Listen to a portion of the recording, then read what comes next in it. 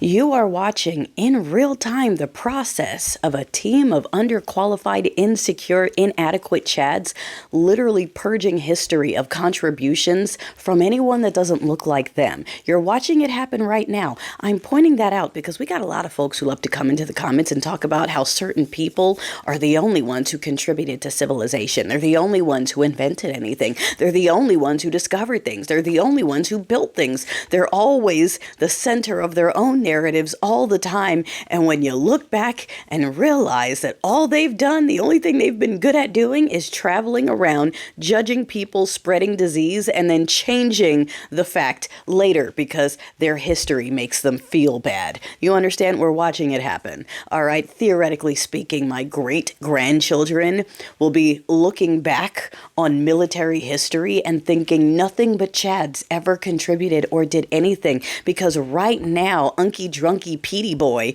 is over there just using AI generated searches to mass delete mentions of women or gay or whatever of the long list of words that apparently offend the super secure, very masculine, definitely not closeted basic Chads that are definitely alphas who are wasting our tax dollars not doing work, not defending us from our adversaries. They're joining hands with our adversaries. They're dropping defenses with our adversaries. Come on in, Russia. And while you're at it, we are going to just AI search for any contributions from women, persons with, I don't know, disabilities, persons who are members of the alphabet team, anyone, basically anyone that's not him. If it doesn't look like him, he wants it white. Just pointing that out, like I said, for the people who love to hop into comments and try to say, just look at history. No, baby, we're watching history right now. What you are watching is what happens when the Chads realize that they ain't shit. They go back and try to purge a bunch of stuff and rewrite it. Freudian slip.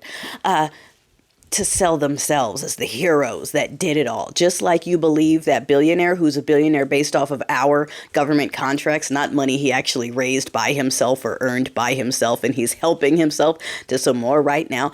He's a genius. He's an innovator. He's a job creator. He's amazing.